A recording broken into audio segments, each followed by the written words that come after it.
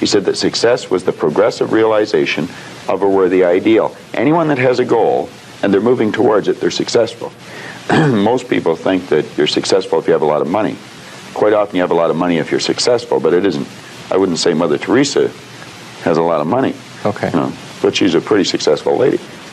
So it's... okay, so that barrier to success... Well, there's a couple of them. Okay. I think there's two barriers. One is our conditioning. The conditioning that takes place in our subconscious mind from the time we're infants. All we can do is act and talk like the people around us. That's why we learn the language we learned. If there was 10 languages spoken in our home, we'd learn 10 languages without any trouble.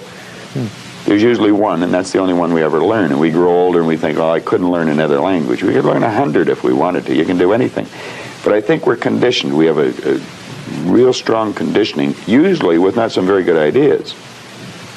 And then that's the barrier that's inside us. The one that's outside of us is our environment. We have a tendency to act like everybody around us.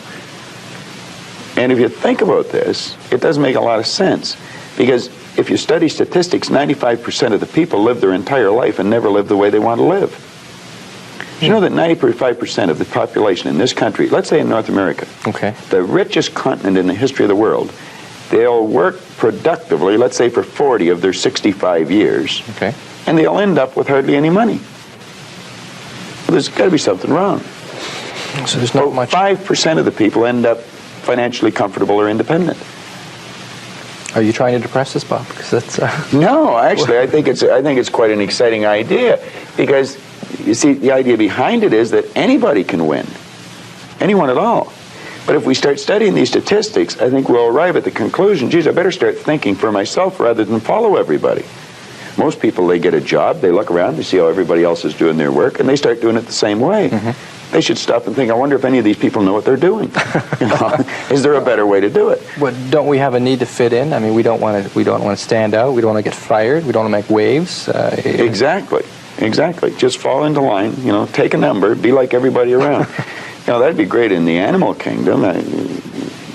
But human beings aren't supposed to live that way. I think we should make a few waves. We should maybe stand out, be different. Not for the sake of being different, okay, but because we are different. We all think different thoughts. And I believe we should start to think and build images in our mind of what we'd like to do and then set out and do it.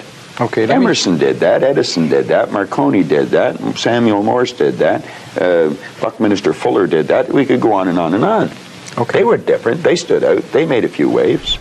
If you want to see a video about young Les Brown that's fire, check out the video right there next to me. I think you'll enjoy it. Continue to believe, and I'll see you there. It's hard changing your life. It was hard when just over 3 years ago in the Penobscot building in Detroit, Michigan,